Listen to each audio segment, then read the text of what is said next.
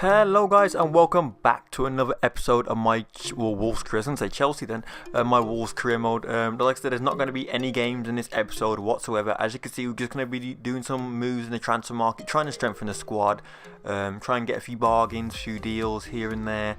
So that's all this whole episode is going to be. You'll see who are signed. As you can see there, we got 14 million off the board to spend, which I'm not going to lie, it surprised me. I didn't actually think I'd get that much money, but the board thought, you know what, he deserves it. So they gave me 40 million with 70k to spend as well, which I thought, you know what, great, I can probably do something with that amount of money. So that's when we went into the market and we started searching for a few players. I've noticed a few of you have commented down below as well, like suggesting a few players. I've seen the likes of Punchian in there, and I'm trying to remember the other one as well. Can't really remember at the top of my head. As you can see there, we've come across someone called from Bayer Leverkusen, Oznatelli. I'm not going to lie, I did a bit of research on him and his potential goes quite high. Only goes for about 870k as well, but I'm sure we offer a lot less than that. I think we got about 800k. Yeah, 800k is what we offer. So hopefully Bayer Leverkusen can get back in contact soon and we can probably get that deal under wraps, because like I said, I saw his potential goes quite high. Will Hughes of Derby, they want 14.5 million for him, and I don't think he's worth that much, to be honest. Great midfielder and everything, but I just think there's better options out there for 14 million. Plus that's the majority of our budget gone, and I don't want to spend all our budget straight away on a midfielder that would he get into the team at the moment over Rabiot and Zelalem, who's been on form at the moment. As you can see, we inquired about the Atletico goalkeeper as well, Oblak. They want in the region of 14.5 million as well. A lot of these players we're inquiring about are good. Quintero plays for Porto, 33 million. Oh, it's a ridiculous price. I thought he's young as well. Will I be able to get him for cheap? But no, Porto come back. Bernard, as you can see, I was trying to push the boat out a little bit here, trying to get a marquee signing for you guys, someone who you guys could probably, as you saw the title, Bernard signed or this guy signed, you probably think, oh, we signed a tremendous player. But don't worry guys, we do sign some amazing players by the end of this episode. Another player we'd inquired about was I might get his name wrong, Fakir, I can't really pronounce it, plays for Lyon. He wasn't that bad of a price, to be honest. Jack Butland, as you can see there, they wanted like 12 million for him. Joan Jesus, who's like a really good player, they want 14 million for him. A lot of these players who aren't exactly in the top region, they want a lot of money for him, which really annoyed me, because I was like, we've only got 14 million to spend. And I was looking at our team here, I was trying to think, is there anyone we could sell? Is there anyone that we don't really need? As you can see here, a few of the youngsters I put out on loan because I just don't think we need them. I think a lot of the youngsters that we do have are they won't make it to the first team, to be honest. I can't see them making to the first team. There's two players that are currently in the squad though at the moment that we signed through the youth system. So hopefully they get loaned out and we can use them in the future, because their potential is quite high. So hopefully they can have a bright future as well. Flat, the goalkeeper, as I said, I'm after a new #1 keeper as well. So Akeem will go to my second choice keeper, sadly. But like I said, if we want to progress in the league, we're going to have to go out and get better players for these better positions. Like I said, we need a centre back realistically. Striker, we should be okay, but we might have a look at one anyway. Midfield, I think we're alright. Rabiot, Zelalem, Edwards. A cam might be needed.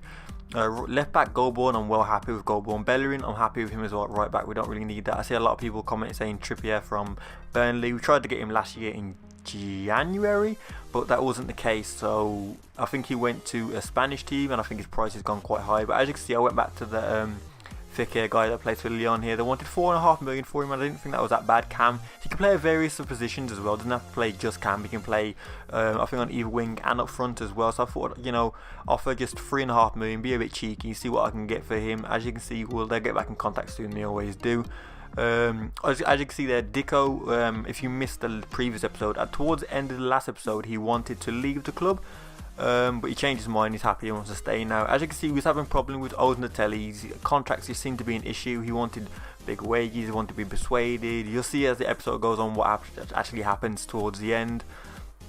That seemed to be a big issue this summer. Like, we got the players, but they just didn't want to sign that last bit on the contract. They wanted a bit more wage, tried to push us that last little bit for extra 5k and extra 10k, a bigger role in the team. As you can see here, Oznatelli declined the contract again, which really started to piss me off, to be honest, because I was like, who do you think you are? I offered him 30k, crucial first team player, 5% goal bonus as well, but he declined. As you can see here, Jacobs turns around and he wants a wage increase, We went to his wages and he wants 30k. Now, I'm not sure what to do with this, guys. I'm going to leave it up to you guys. Do you think we should actually offer him the 30k or maybe cut our losses? Because 30k, that's pretty much half our wage budget gone. We've only got 70k. Take away the 30 or 7, so he gets 23.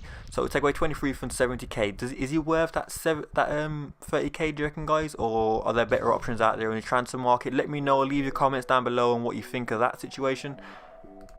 I also went through a few of the wages that a few of the other players are on. As you can see, Ricketts, who's 34, is currently on 20k a week, so I put him out on the transfer list. I'm sorry, but 34 and you're on 20k a week, I need that sort of money back. We can't really afford that, to be honest. As you can see, Manchester United accepted an offer for Juan Mata. Bruma, I thought he was a great player, you know, as a winger. I tried to inquire about him, they weren't interested. Ryan Bertrand, 5.5 million, which isn't that bad, but I thought, do we really need a left back? Goalball's doing perfectly fine for us. I looked into it, I've really considered it. I was like, should I? I thought, nah. Kurt Zuma, great centre back as well. Nathaniel Klein, right back, do we need him? Fraser Forsyth, because I remembered Southampton got relegated and they wanted 10 million for him, and that's pretty much all of our wage budget gone. I mean, our transfer budget gone, so I didn't think it was worth it. As you can see, Oles Natelli was turning out to be a right prick about the whole contract situation. So in the end, I offered him this one last time, and you'll see what happens in the end. It's just starting to piss me off, to be honest. And as you can see, he declined it again.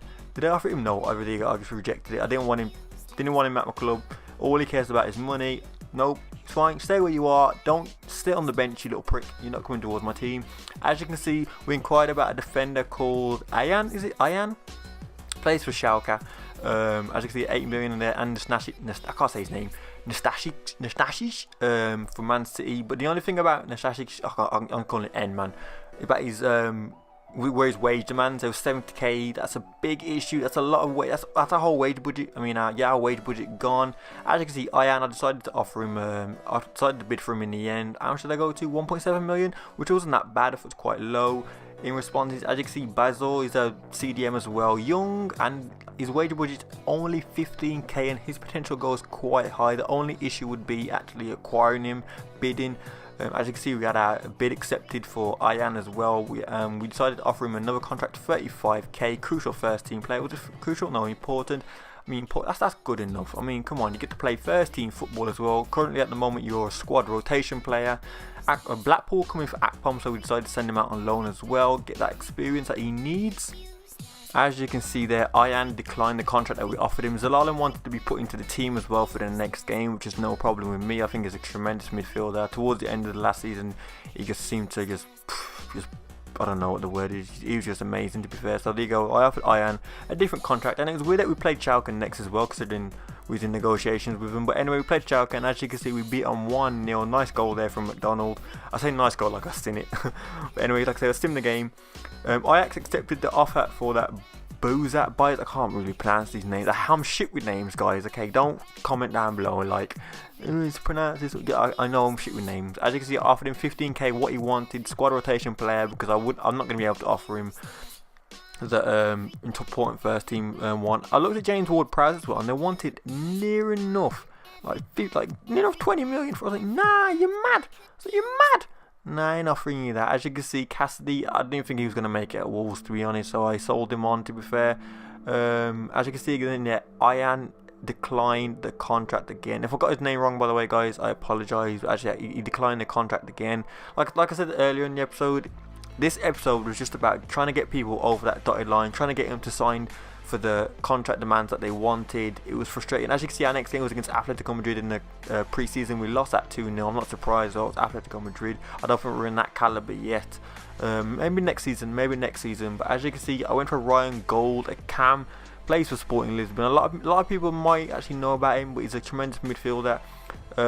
Ismail, is that how you pronounce his name? I might be wrong. Went to Derby in the end. I didn't really see that thing that we needed him, so I sold him on as well. Danny Ings, who plays now for Hull, I decided to offer just a bit lower than what he wanted.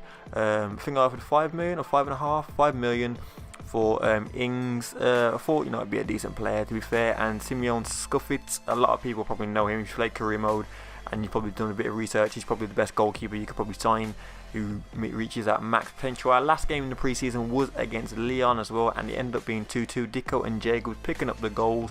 As you can see, our bid for Ryan Gold was accepted. We offered him the wages that he wanted, a important first team player, 15k a week, which isn't that bad considering his age. To be honest, not going to lie, my brother told me about Ryan Gold, said he was a really good player. Danny Ings was a player I think everyone probably, no one probably heard of before this season, but because of Burnley being in the Premiership and him doing so well, so like thought, you know, they may as well go for him. As you can see, Ryan Gold accepted the contract. Our first signing was Ryan Gold from Sporting Lisbon, which was great. I'm just glad we finally got our first player under wraps. There you go, Ryan Gold, welcome to the club. Danny Ings had a problem with wage demands, I think, so I think in the end we went a bit higher, or I offered him a higher role in the club. I can't really remember at the top of my head, but as you can see, soon he does accept the contract and we do have a new striker. So that's 2 players we have now picked up in Ryan Gold and Danny Ings. And next player that we want to get over the line is a goalkeeper, that's Simeon Scuffit. So hopefully we can actually sign him in the end, because he's one of them ones. As you can see, he declines the contract. Our offer for him got accepted, but he declines the contract coming up. So you'll find out in the next episode if he does actually agree to join our club. Hopefully he just does, but like I said, I know you have to wait and find out. But anyway, I want to thank you guys for watching. I hope you're having a wonderful day. The new season starts soon. I hope you can join me for that. Anyway, I want to thank you guys for watching, and I'll see you in the next episode. See you guys. Peace.